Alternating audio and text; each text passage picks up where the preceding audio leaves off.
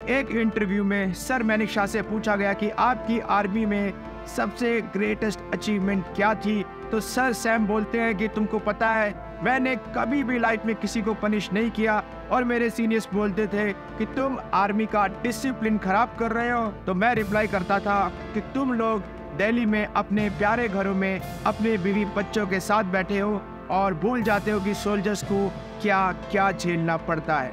और सैम बहादुर एग्जैक्टली हमको ऐसे ही सर सैम मानेकशॉ दिखाती है। और विकी कौशल को देखकर लगता ही नहीं कि we are watching an actor. भाई बंदे ने रियल लेजेंड को स्क्रीन पर ऐसे के ऐसे दिखा दिया है। विकी कौशल की एक्टिंग इतनी दमदार है यार कि लास्ट शॉट में जो लुक दिया ना यार, भाई मेरे रोंगटे खड़े हो गए थे। बस फेस का क्लोज शॉट है और आईज में इमोशंस की क्या डेप्थ निकल कर आती है, जैसे कि बोल रहे हैं मैंने इंडिया को 40 ईयर्स संभाल लिया and I am proud of what I did for my nation. सबसे पहले तो यार thanks to sir Sam Manekshaw, we are proud of you sir and hats off to Vicky भाई। मैं ही नहीं यार, पूरा थिएटर तालियां पीट रहा था। ये होती है एक्टिंग। और फिल्म में गूज़ बम्प्स देने वाले मोमेंट्स की कोई कमी नहीं है। और यहाँ तो मेरा दिमाग घूम गया था कि इंदिरा गांधी को ऐसा बोल दिया, कर नहीं सकता या करूंगा नहीं, काबिलियत और नीयत का फर्क है प्राइम मिनिस्टर। ये रियलिटी है, इस बंदे ने सच में ऐसा बोला था। और ये सीन इंडियन आर्मी की पावर और लॉयल्टी को डिफाइन करता है। और इतना ही नहीं, सर सैम ने इंदिरा गांधी को ये बोल दिया था कि cry on my shoulders, this is alpha male at peak of human evolution. और इतने सारे पावरफुल डायलॉग्स मैंने आज तक किसी एक फिल्म में नहीं सुने। और विकी कौशल की पावरफुल एक्टिंग के साथ हर डायलॉग का मजा डबल हो जाता है, इम्पैक्ट बहुत ही डीप हो जाता है। पर सैडली यार यही फिल्म की प्रॉब्लम भी है। इसके डायरेक्टर मेघना गुलजार हैं और वन ऑफ द राइटर भी हैं। सैम बहादुर से पहले मेघना गुलजार के बेस्ट डायरेक्शन हमको तलवार और राजी में देखने को मिलती है। मेघना गुलजार एक जबरदस्त राइटर है और उनकी फिल्म्स में इनके अंदर का राइटर डायरेक्टर पर हावी हो जाता है। और सैम बहादुर में भी क्लियर और लाउड दिखता है। ऐसा लगता है कि डायरेक्टर ने कैरेक्टर की स्किन में जाने की जगह ऑडियंस को जबरदस्त डायलॉग से वाव करने की पूरी कोशिश की है। और इसका प्राइम एग्जांपल ये है कि स्क्रीन प्ले में वो पार्ट मिसिंग है जहां पर इंसान का फ्यूचर बनता है, उसका माइंड सेट डेवलप होता है, वो है बचपन, स्कूल और कॉलेज। इंस्टेड फिल्म में ये दिखा दिया है कि सर सैम कैसे नाइट में आर्मी कैंप से भागकर नाइट क्लब जाते हैं, लड़कियों से फ्लर्ट करते हैं, एक फाइटर से चीटिंग करके रेसलिंग का गेम जीत जाते हैं। क्यों? आप एक लेजेंड का इंट्रोडक्शन लेजेंडरी सीन से करते हो यार, ऐसे ऑर्डिनरी सीन से नहीं।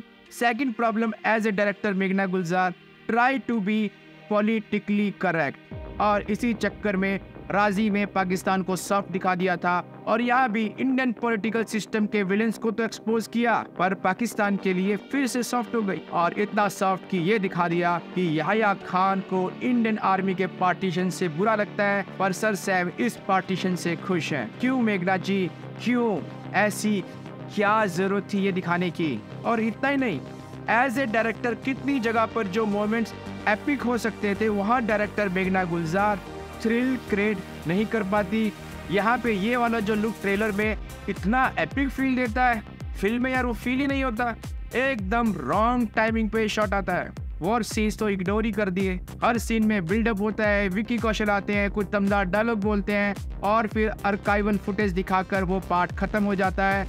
हर सीन इनकम्प्लीट सा फील होता है। और भाई नेहरू और इंदिरा गांधी का कैरेक्टर तो मजाक ही बना दिया। अगर इंदिरा गांधी का कैरेक्टर पावरफुल होता तो ये फिल्म का मजा अलग ही लेवल पर आता। पर इतने सारे नेगेटिव्स के बाद भी समहाउ फिल्म वर्क्स, क्योंकि फिल्म में हर पीरियड को सही से कैप्चर किया है।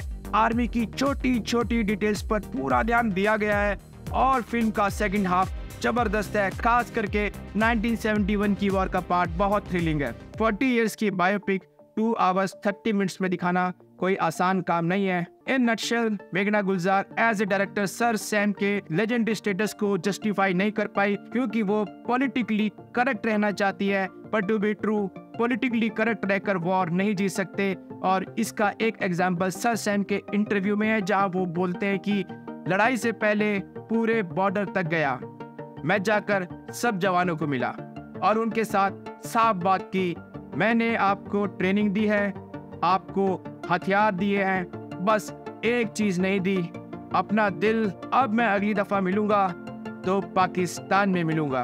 पर एज ए राइटर मेघना Gulzar has done a fantastic job, क्योंकि फिल्म के डायलॉग सर सैम के रियल लाइफ पर्सनैलिटी से 100% मैच करते हैं और काफी डायलॉग्स एकदम रियल फील होते हैं। तो Sam Bahadur as a film sir Sam को जस्टिफाई तो नहीं कर पाती, पर विकी कौशल की परफॉर्मेंस फिल्म को एलिवेट करती है और विकी कौशल की performance and greatest Indian soldier के लिए ये फिल्म देखना बनता है। फैमिली के साथ आप जाइए और बच्चों को असली हीरो से मिलवाइए। और डिस्क्रिप्शन में मैंने सर सैम के वीडियोस के कुछ लिंक डाल दिए हैं, उनको यार